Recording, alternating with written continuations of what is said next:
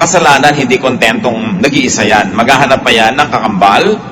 Ang sunod ng naging kasalanan nito, pag-iwas sa pananagutan, pagpapalusot. Yung babae na bigay nyo, o ang sabi naman ng babae, yung ahas.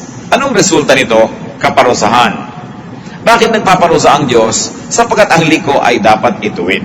Sapagkat ang Diyos ay matuwid. Pagka hindi iniliko ang tuwid, hindi maitatama ang sitwasyon. Sapagkat pinapagaling ang sakit, therefore ginagamot. Kung kailangang operahan, tanggalin ng isang masamang bahagi, ay tinatanggal para magkaroon ng kagalingan ang nalalabing bahagi ng buong katawan. Kailangan may kaparusahan.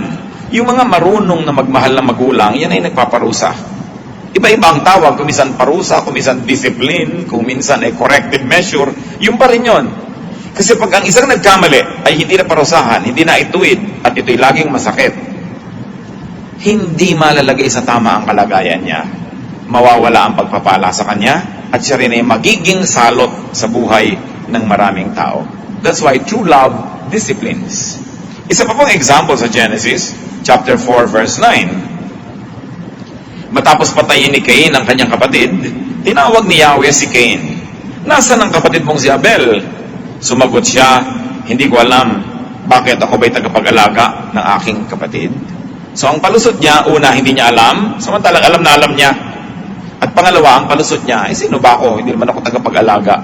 Pero alam na alam niya yung sagot na dapat ay inaalagaan niya ang kanyang kapatid. Anong ginawa? Pumatay. Anong kasunod na ginawa? Pag-iwas sa pananagutan. Pagpapalusot na naman. Ako ba'y tagapag-alaga ng kapatid ko? At nagkaroon din ng kaparusahan para maituwid. Ano po ang masama sa pagpapalusot? What are the evils of avoiding responsibility? Una, nababaliwala, nababaloktot ang katotohanan. Truth is denied, offended, and assaulted. Those who avoid responsibility change the face of the truth. Sa kaayawan nila na managot, ang iibahin nila yung mukha, kulay, anyo ng katotohanan para magmukhang tama ang ginawa nila kahit alam nilang sila'y mali. At bakit masama yun? Kasi nga, ang tuwid ay nabaluktot. Kahit anong bagay na dapat tuwid, pag nabaluktot, mali. Kahit nga mga spinal column, pag nabaluktot, nagkakascoliosis ka, nagkakaroon ka ng kung ano-ano mga deficiencies, masama ang pakiramdam mo, mali ang kalagayan ng iyong katawan. Ginagawa ng paraan, binebracean para mapatuwid. O kaya huwag nang lumala pa. Dapat itinutuwid. Ano pa po ang masama sa pagpapalusot?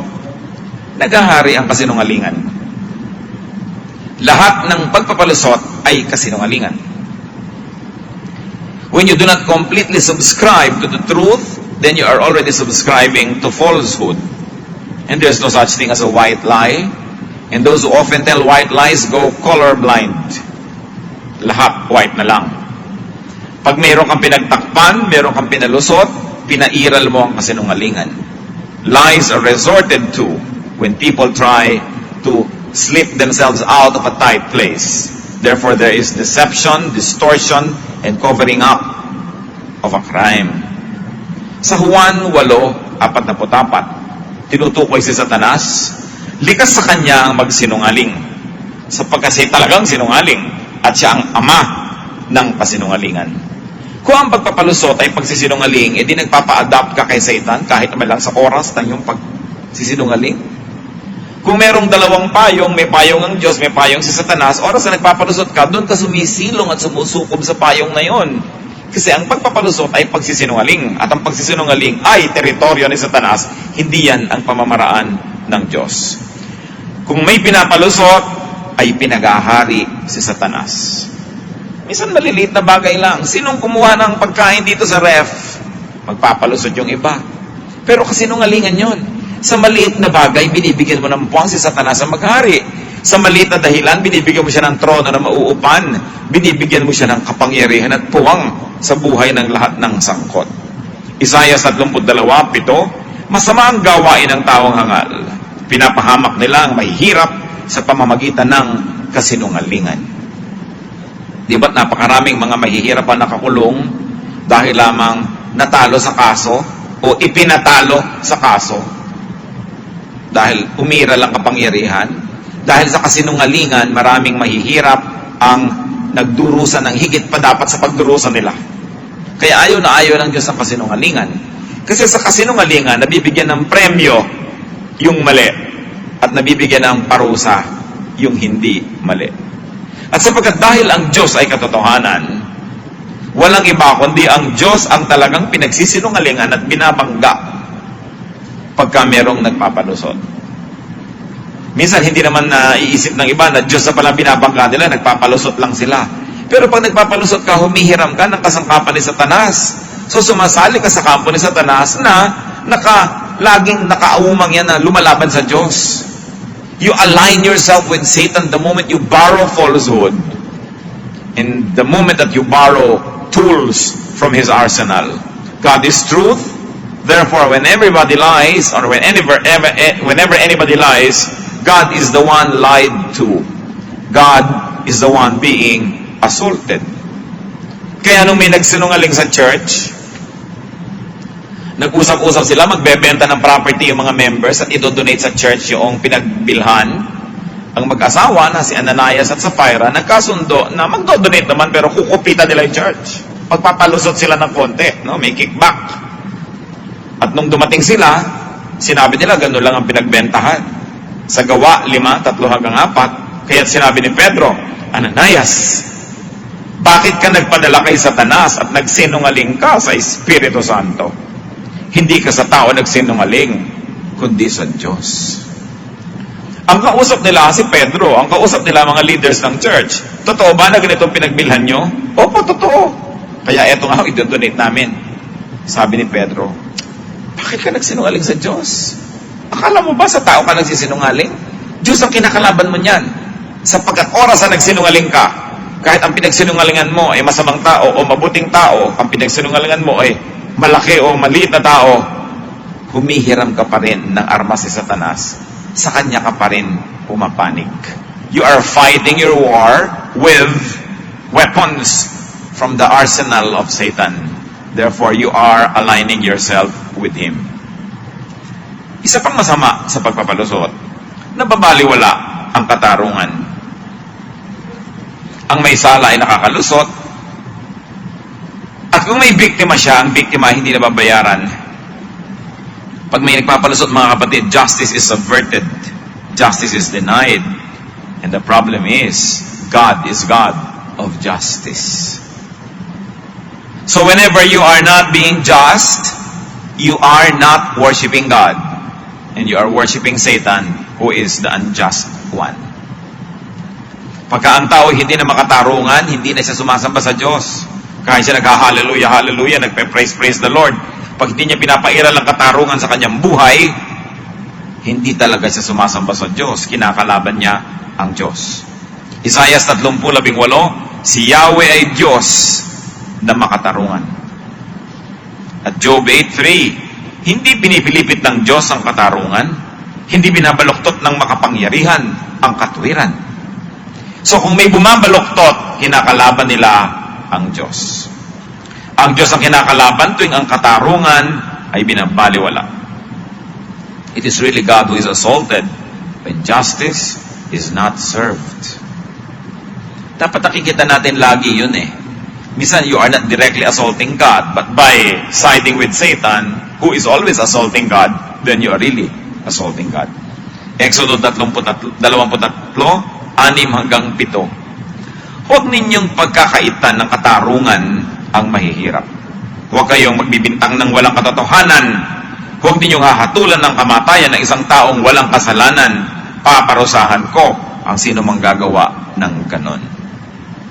Gaano karaming mga kriminal ang nagpalusot sa korte, hindi silang naparusahan, iba ang nadiin. Sa palagay kaya natin, nagsisinungaling ang Diyos, nasabi niya, paparusahan niya. So kung hindi man nararamdaman yung parusa, hindi lang nararamdaman, pero may parusa yon dahil sinabi ng Diyos yun eh. May parusa ang paggawa ng mali, ang pagbibintang, may parusa ang pagdidiin sa isang taong walang sala at pagpapalaya doon sa makasalanan. Yan ay kinamumuhian ng Diyos. Ano pa pong masama sa pagpapalusot? Hindi na itutuwid ang mali. Hindi na itutuwid ang baluktot. Error is not dealt with. Error is not corrected. Ano po ang mangyayari mga kapatid kung ang mali ay hindi na itatama? There is imbalance. The whole creation runs in perfect balance. Balance ang lahat. Kaya ang tao na nagkakaroon ng chemical imbalance, nagkakasakit. Nagkakaroon ng hormonal imbalance, nagkakaroon ng problema kumisa sa kanyang mga mood, sa kanyang kalusugan mismo. At ang tao rin na imbalance ang buong katawan niya, hindi balance sa kanyang diet, lahat yan, ang pagmumulan ng kamalian. Pag hindi na ituwid ang mali, edi walang balance. Baluktot ang lahat, maraming magiging komplikasyon sa buhay. The balance of life, the balance of correct creation is disturbed. And when the balance of life is disturbed, there will be bad repercussions on all concerned. Kaya ang gusto ng Diyos na ang mali ay itinatama. Kung ikaw ay leader, dapat itama mo ang mali. Magulang ka, itatama mo ang mali. Ikaw ay may kapangyarihan, itatama mo ang mali. At ikaw naman ay hindi makapangyarihan, pero doon ka kumakampi sa tama. Hindi mo ipinagbibili ang iyong pagiging saksi doon sa nagbabayad kahit mali yung sinasabi mo. At hindi mo itinatanggihan na sumaksi ka sa tama dahil yun ang tama. Pagka ang mga matutuwid na tao ay nananahimik na lamang, ang mga nagwawagi at nagahari ay yung mga masasama. So by not actively participating in reaching what is true and just and good, people are actually conniving with evil to let it triumph. Kaya dapat ang tao laging naninindigan. Job 10:14-15, kapag ako'y nagkasala, ito'y iyong tinatandaan upang ipagkait mo sa akin ng kapatawaran. Kapag ako'y nagkasala, may katapat itong parusa. Yan ang sinasabi ni Job na kanyang dinadala ng dibdib. Sabi ko nun, talagang pag nagkakasala, may parusa yan. Bilang 14, 18, si Yahweh ay hindi madaling magalit, mahabagin, at handang magpatawad. Subalit hindi niya ipinagwawalang bahala ang kasamaan. Hindi niya yan ipinagwawalang bahala. Serious ang Diyos when it comes to evil. Serious business yan. Nahum 1:3, si Yahweh ay hindi madaling magalit, subalit dakila ang kanyang kapangyarihan. At tiyak na mananagot ang sino mang sa kanya'y kumalaban. So, pag nagpapalusot ka, nagsisinungaling ka, kinakalaban mo ang Diyos nun. Akala mo yata, hindi. Kawikaan 11:21, ang taong masama ay di makaliligtas sa kaparusahan. Tingnan niyo mga kapatid, kumisan ang tayo ay merong mga sakit na hindi maipaliwanag. Kumisan may mga problemang hindi mo malaman kung saan ang galing at saan pupunta. Kumisan hirap na hirap ka sa buhay. Kumisan hindi mo malaman kung anong sanhi, bakit ang bigat ng mga bagay. Baka naman, merong mga palusot na ginagawa sa buhay. Mga palusot no na akala nyo nakalusot na. Nakakalusot lang yan sa tao. Nakakalusot lang yan sandali. Pero ang Diyos na nagmamatsyag at nakakaalam ng lahat ay nagtatanda ng mga bagay na yan. Kaya kuminsan, ang pagbabalik sa atin, walang-wala sa panahon, akala mo okay na okay ka na, payapa, tahimik, biglang dadagukan ka ng buhay. Kasi ito pala ang bunga ng mga palusot mo nung matagal na. Bakit ka dinagukan ngayon? Kasi hindi pa na itutuwid eh. Hindi pa nagbabalanse. Hindi ka pa nasisingil. Yung mga nakawaway, hindi pa nababayaran. So may pagbabayad ang lahat.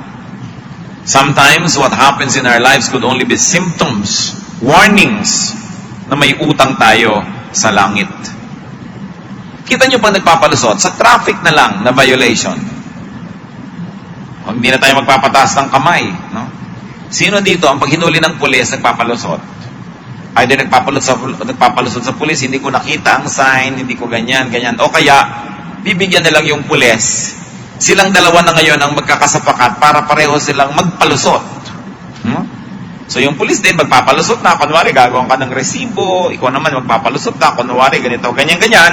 Sasabihin sa'yo ng pulis, para hindi ka na mag-seminar. Ibig sabihin, magpalusot ka na.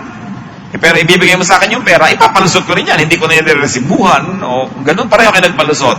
Kita nyo ang lipunan natin ng gulo. Ang traffic violation, left and right.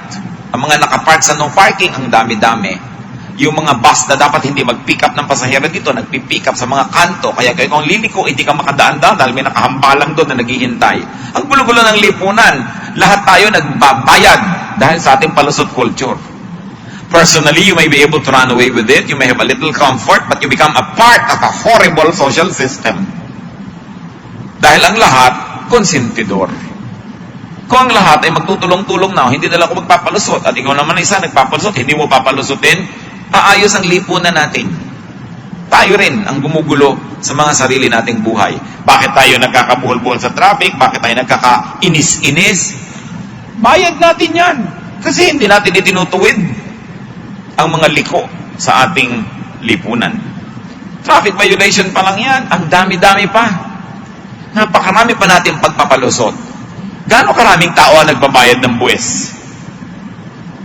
At sa nagbabayad ng buwis, gaano karami ang tapat magbayad ng buwis? Ang palusot mo naman, nanakawin lang naman ng gobyerno. So, ikaw na lang magnanakaw. Hindi mo ibayad dyan, di hayaan mo ka nagbayad. Ninakaw ng mga nasa gobyerno, di sila managot sa Diyos. Pero ikaw na mismo, inuutos na magbayad ka ng buwis, hindi mo ginawa. Ikaw na ngayon naman ang nagot. Tapos, walang gamot ang mga ospital natin, walang chok ang mga school, walang bubong, tapos galit na galit tayo din sa gobyerno, bagamat nakakagalit naman talaga ang maraming kaululan ng ating pamahalaan. Pero marami rin tayong pananagutan dahil pinapalusot din natin eh. Alam na natin dinadaya tayo, payag ka naman, di pasensya ka kasi nagpapalusot ka. Lahat nagdurusa. Ano pa ang problema sa pagpapalusot? Ito talaga ang hindi nararamdaman at hindi naiisip ng taong nakalusot. Dahil nakalusot siya, guilty pa rin siya. Guilty pa rin. The offender is, and the offender remains guilty. Minsan po, ako'y dumalaw sa Bilibid prisons. At tinanong ko, dinadalaw ko nun huwag na lang, kung sino. Sabi niya, yan yung si ganun eh, yan yung ganito, yan yung kilalang rapist na ganito, yan yung ganon, yan yung ganyan. Sabi ko, hindi ba siya binubugbog dito? Kasi yung ginawa niyang crime. Sabi naman itong kausap ko, nakakulong na nga siya dito eh, nagbabayad na nga siya. So bakit pa siya bubugbugin? Alam niyo ibig sabihin? Dahil hindi siya nakalusot. Siguro, sinubukan din naman magpalusot, pero dahil hindi nakalusot, nakakulong ngayon dito, nagbabayad na siya, so hindi na siya dapat guluhin pa. Alam nyo, yung mga iba kaya nagugulo pa ng buhay, nagugulo ng mga multo, nagugulo ng kahapon, kasi guilty pa sila, hindi pa sila nagbabayad. Nagpalusot kasi. Hindi pa siya bayad. Roma 13:8, huwag kayong magkakaroon ng utang kanino man. Parang ninyang utang sa pera, yung hindi ka pabayad, di ba? Hindi ka komportable. Hindi ka umalam kung saan ilalagay ang sarili mo pag nandiyan yung pinagkautangan mo. Di magbayad ka, kahit hinuhulog-hulugan mo lang yan, hindi pa buo, may mukha ka na. Kasi nagbabayad ka eh. Napakasama nung may utang ka, hindi ka nagbayad, wala ka mukhang ipakita. At kung napupuwersa kang ipakita ng iyong mukha, kinakapalan mo na dahil wala ka ng choice. Ipapakita mo na yung mukha mo eh. No? Kunwari, baliwala lang yan. Pero iniinda mo yon. Mga kapatid, marami pong tao, hirap na hirap sa buhay kasi hindi pa siya nagbabayad. Kasi hindi pa siya napapatawad. Dalawa lang naman yan eh. Magbayad ka o humingi ka ng tawad. Meron kang magkakamali, nagpalusot ka, ibig sabihin hindi ka nagbayad, hindi mo rin inamin, hindi ka na humingi ng tawad, di, ang bigat ng dala mo. Mabigat pa rin ang loob niya. At kadalasan, mabigat pa rin ang buhay niya. Kaya masama yung nagpapalusot. Kasi parang meron kang nilulunalason. It's only a matter of time when it will manifest and show itself in your body.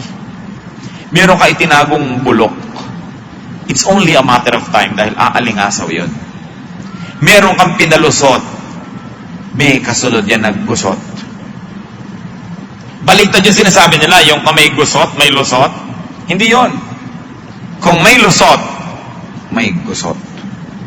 Because God is God of justice. Awit 40:12. Kay rami na nitong suliranin na sa karamihay di kayang bilangin. Alipin ako ng pagkakasala na sa dami ako'y di na makakita. Higit pa ang dami sa buhok sa ulo, kaya nasira na pati loob ko. Sa dami ng naiipong kasalanan, sabi niya, dumadami ng dumadami. Dahil yung nagpapalusot, pagka na-corner, iimbento uli ng ibang palusot yun eh. Hindi naman biglang aamin na lang yun, tapos na. Dadami ng dadami yun. Bibigat ng bibigat, lulubog ng lulubog. At may mga tao, habang nagkakaproblema, hindi nilang aminin na may problema. Hindi nilang tanggapin na may pagkakamali. Hindi nilang humingi ng tawad o magbayad. Nagpapalusot. Ang nangyayari, mas nilalaliman nila ang hukay na kinakalubugan nila. Awit 38:3. Ako'y nilalagnat dahil sa iyong galit. Dahil sa sala ko, ako'y nagkasakit. Ang sabi ng tao, kausap ay Diyos. At least alam niya na kaya kasi nagkakasakit dahil may kasalanan siya eh. Dahil ibabalanse at ibabalanse ng nilikha ang lahat ng bagay. Hindi ka nagkukusang magbayad, sisingiling ka ng puwersahan. Hindi pwedeng hindi ka singilin. Mas matamis na yung kusa ka nagbabayad kaysa pinilipit ka, piniga para lamang makapagbayad ka. Pero hindi pwedeng hindi magbayad sapagkat ang utang ay binabayaran. So harapin ang pananagutan. Huwag magpalusot. Paano naman iiwasan ang masamang bunga ng pagpapalusot? Paano mananagot sa mga ginawa? Kanina pa po natin binabanggit, manindigan sa katotohanan. Be truthful. Stick to the truth. It is the simplest way to live, to stick to the truth. Hindi ka nalilito. Yung ang dami-dami mong ka-text, iba-iba pangalan mo, iba-iba yung yung mga SIM card mo, nakakalito yun. Kanina ikaw si Aida, mamaya ikaw si Fe, mamaya ikaw si Telma. Ang dami mong pangalan, iba-iba ang mga trabaho mo, mamaya kakapalit-palit yan. Akala nyo ba wise kayo nung marami kayong mga nilulubid-lubid na mga buhangin at mga kasinungalingan? Malilito rin kayo kasi hindi kayo Diyos. At maraming ganyan, nagkakapalit-palit, nabibisto lang. Kaya sabi sa Levitico 11:11, huwag kayong magnanakaw, mandaraya o magsisinungaling. Sapagkat ang nabubuhay sa kasinungalingan, walang katahimikan yan. Takot na takot kang mabisto. Pag may dumating na isang taong alam ang lihim mo, hindi mo na malaman kung papawisan ka ng malapot o ikaw ay magiging invisible, anong gagawin mo? Nawawalan ka talaga ng katahimikan. Eh kung wala kang itinatago, simple ang buhay. Kung ikaw si Fe, lagi kang si Fe, araw-araw, Lunes, Martes, Miyerkules, ikaw si Fe, tahimik ang buhay mo. Pero ang dami mong mukha, ang dami mong pagkatao, ang dami ngayong mga tao, maraming SIM card ha. Tatandaan nyo, pag maraming SIM card ang tao, may racket na ginagawa yan. Bakit? Diba? Bakit hindi pwedeng isa? At marami. May mga inililihim siyang pagkatao, may inililihim siyang mga transaksyon. Kaya mga asawa, pag nakabisto ng mga SIM card ng kanilang asawa kung saan nakasingit, nako, malaking gulo. Giyera mundial ang nangyayari. Zacarias 8:17, huwag kayong magbabalak ng masama laban sa inyong kapwa at huwag magsisinungaling sapagkat nasusuklam ako sa mga ito. Kinasusuklaman yan ng Diyos.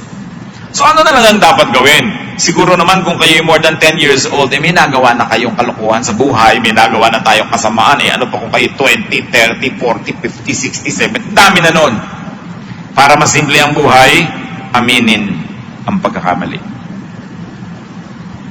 Admit your errors. Admit your sins, your offense, your crimes. Diyan napakasarap ng maging Kristiyano. Sapagkat ang Kristyanismo ay paniniwala, pananalig ng kapatawaran. The whole message of Christianity is forgiveness. There's a presumption that we need to be forgiven. Ang alam ng Diyos at hindi niya kinaligtaan ay ang tao ay nangangailangan ng patawad. Kaya ang mensahe ni Jesus ay kapatawaran. Sabi niya, "Come to me all of you who are tired and heavy laden. I'll give you rest." Rest from your lies. Rest from your pagpapalusot. Rest from your image-making factory. Rest from pretending to be who you are not. Sabi, magpahinga kayo. Hubarin nyo ang inyong mga maskara. Magpakatotoo kayo. May bayad.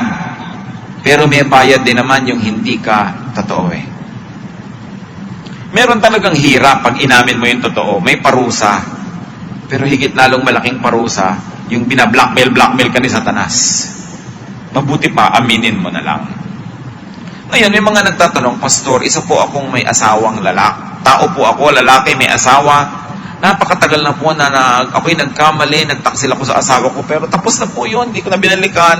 Tahimik ang buhay namin ngayon. Aaminin ko pa po ba? I would say, kung hindi mo na talaga binalikan, tapos na, tahimik ang buhay nyo, ba't naman pahihirapan mo pa yung asawa mo? Ba't kailangan pa sabihin ngayon? Basta huwag mo nalang uli gawin, ituloy mo na ang iyong magandang pamumuhay. Pero kung ang pag-amin kasi ay necessary for you to deal with it, to uproot it, and to get the help of your wife to get away from this horrible situation, then kailangan aminin. Kasi kuminsan din naman yung pag-amin, gumaan ang loob mo, pero lumipat sa kapwa mo yung bigat. No? Dahil sinabi mo pa sa kanya. So kuminsan, mabait ka na rin na hindi mo nasabihin pa kung hindi na talaga kailangan. Pero kung yan ay isang necessary part of solving your problem, then go through the indignities and difficulties of having to humble yourself. Dapat aminin. Pangalawang Samuel 12:13, sinabi ni David kay Nathan, nagkasala ako kay Yahweh. Sumagot si Nathan, pinatawad ka na ni Yahweh at hindi ka mamamatay. Kita nyo, nung ma-realize siya na nagkasala siya, pinatawad. Yun ang masarap sa Diyos eh. Pag inamin mo yung kasalanan mo, humingi ka ng tawad, pinapatawad ka, eh bakit hindi mo aminin? Ba't di ka nalang humingi ng tawad? At marami pong tao ganun, nagkakamali. Kung aaminin lang nila sa kapwa nila ang pagkakamali nila, papatawarin naman. Siyempre, lalo mga magulang o kaya kumpanya o kaya ay legal system, dapat parusahan ka kasi habang pinapatawad ka, maraming nanonood, masama namang leksyon na hindi ka malang naparusahan. Kaya kung minsan, kahit ayaw kang parusahan, gagawin yon for the sake of those who are watching. And so that you will not mislead many people that crime pays. Therefore, you get punished. But it's a lot easier to face that kind of punishment than to live with guilt. Ang pagkakamali ng iba, may mas madaling paraan para ma-restore ang buhay nila, humingi lang ng tawad. Ba't di nila yun gawin? Ba't hindi magpakumbaba? Aminin ang pagkakamali. Ikaw naman may budhi, alam mong mali ka. Pero meron ka ring evil nature na, hindi ka mali, ikaw ang tama. Naglalaban yan. Pag mamimili kayo, ang sundin nyo yung pagpapakumbaba kesa sa pagmamataas. Ang sundin niyo yung pagpapalambot ng puso kaysa pagtitigas. Ang sundin niyo yung pag-submit sa authority o doon sa pinagkamalian nyo kaysa paglaban doon. It's always the easier way. So humingi ng tawad sa Diyos, sa ginawan at nagawan ng mali. Awit 25:11, ang iyong pangako, Yahweh, hindi yung tatanggapin nyo ang kamalian, tapos ayaw nyo tanggapin yung parusa. Yung nagpapakumbaba ka, tapos pinagalitan ka, nagpapakumbaba na nga, ganyan ka pa, yung ikaw na naman ang galit, no? Tanggapin mo, pag binatukan ka, tinapakan ka, pasensya ka. Diba? Hindi mamaya, ikaw na naman yung galit, magkagalit uli kayo. Huwag pinapairal dapat yung pride dyan. Alam niyo mga kapatid, pag nagkamali ang tao, ang agad na suggestion, automatic suggestion ni Satan, be proud. Para lalo kang mapahamak. Pag nagkamali, magpakumbaba na lang. Kasi pag nagpakumbaba ka na, wala nang magagawa ang tao laban sa'yo. Tinanggap mo na yung mali mo. Nakayuko ka na, ano pang gagawin sa'yo? Wala na. At ang tao naman, mahabagin eh. Napakarami pong tao mahabagin. Ang gusto lang makita sa'yo ay nagsisi ka. Ang gusto lang makita sa'yo, nag-sorry ka. Ang gusto lang marinig sa'yo, nag-thank you ka. At mababagbag na yung buong loob at bubukas na ang puso at gagawa na ng maraming mabuti sa'yo. Mahirap bang gawin yun? Pakatandaan nyo ito mga kapatid. Pag tayo may kamalian, dalawa lang ang choice. Lambutan mo ang puso mo at tigasan mo. At yung lito-lito ka para ka lang magpalusot. Walang class. Wala talagang dignity. At kung makalusot ka man sa tao, nalagay ka sa gusot sa Diyos. Hindi ka na singil ng tao, Diyos ang sisingil. na ipagkaila mo sa tao, alam ng Diyos, papayagan ba niya yon? Hindi. May singil. Pangalawang Samuel 24:17. Nang makita ni David ang anghel, sinabi niya kay Yahweh, napakalaki ng pagkakasalang nagawa ko sa inyo, at ang mga walang malay na tupang ito ang nagdurusa. Ako at ang aking sambahayan ang parusahan niyo. Isang uri talaga ng pagbabalik loob na ako ang parusahan niyo. Ako ang nagkamali. Anong uri at gaano kababa ang pagkatao na nagkamali ka, alam mong nagkamali ka, pero ayaw mong maparusahan hanggang may iba ka pang ipahamak na mapagbintangan at siya ang magdadala ng parusang dapat ay sa'yo. Sa palagay mo, hindi ka magkakasakit nun. Sa palagay mo, hindi ka abutin ng ngala sa buhay nun. Sa palagay mo, makakalusot yon. Ayaw na ayaw yan ng Diyos. Unang Samuel 15, 24 hanggang 25. Sinabi ni Saul kay Samuel, nagkasala ako. Sinuway ko nga ang utos ni Yahweh at ang bilin mo sa akin. Nagawa ko ito sapagkat natakot ako sa aking mga tauhan. Kaya't pinagbigyan ko ang kanilang kagustuhan. Ngayon ay nakikiusap ako sa iyo na patawarin mo na ang aking kasalanan at samahan mo ako sa pag-uwi upang ako'y makasamba kay Yahweh. Hari, si King Saul, nagmamakaawa sa propeta, patawarin mo na ako. Samahan mo ako at nang ako'y makauwi. Pero yung hari, pwede naman mamatigas eh. Pwede rin niya na lumaban. Anong gagawin mo? Alam mong nasa mali ka, lalaban ka. Anong klaseng panlilin lang sa sarili ang kailangan mong gawin para ituloy mo ang mali mong ginagawa? Kaya kailangan magpakatao. At ano pong ibig sabihin ng tao? Malambot ang puso. Yan ang ibig sabihin ng tao. Pusong malambot, nagmula sa Espiritu ng Diyos. Awit 32, 1 hanggang 5. Mapalad ang taong pinatawad na ang kasalanan. Sabi sa verse 3, nang hindi ko na ihahayag ang aking mga sala, ako'y nanghina sa maghapong pagluha. Sa araw at gabi ako'y iyong pinarusahan. Wala nang natirang lakas sa katawan. Parang hamog na natuyo sa init ng araw. Kaya't ang kasalanan ko'y aking inamin. Mga pagkakamali ko'y hindi na inilihim. Ako'y nagpasyang sa iyo'y ipagtapat. At ang sala ko'y pinatawad mong lahat. Nakita niyo yung pagpapahirap sa sarili? Sabi niya, nung sinosolo ko yung kasalanan ko, tinatago ko, hindi ko inaamin, hirap na hirap ako. Halos ay matuyo ang aking katawan. Nagkakasakit-sakit ako. Pero nagpasya ako na ihayag ito. At anong nangyari? Pinatay ba siya ng Diyos? Sabi niya, pinatawad mo ang lahat.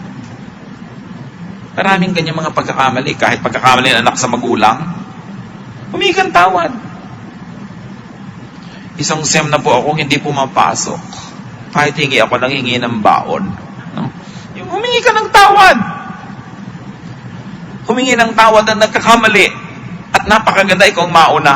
Kesa na-corner ka lang kaya ka humihingi ng tawad. No? Halatang-halatang kung palusot na naman ito para gumaan-gaan ang parusa. Pero yung ikaw na mismong mauna, napakasarap nun. Dahil ibig sabihin, malinis ang hangarin mo, ituwid ang mga bagay. Be responsible for your actions. In fact, do not do what you don't want to be responsible for. Do not do what you are not ready to be responsible for. Ayaw mo pala magbayad, di huwag kang mangutang. Ayaw mong umani, huwag kang magtanim ng masama. Do not plant what you do not want to harvest. Hosea 8:7. Naghahasik sila ng hangin at ipo-ipo ang kanilang aanihin. Those that plant the wind will harvest the whirlwind. Mas mabigat. Galatia 6:8. Ang sumusunod sa nasa ng kanyang laman ay mag-aani ng kapahamakan. Ngunit ang sumusunod naman sa Espiritu ay mag-aani ng buhay na walang hanggan. Pag nagkamali, ang tanging tunay na solusyon lamang ay aminin ito at magbayad. Huwag magpalusot. Hahaba lang ang hirap. hahabulin ka rin ang utang mo, magbabayad ka rin. Eh yung dami mo ng hirap na nai-advance, ang dami mong naibayad. May interest pa. Magbayad na agad para walang interest. May mas mabuti pa na ginagawa kesa umiwas.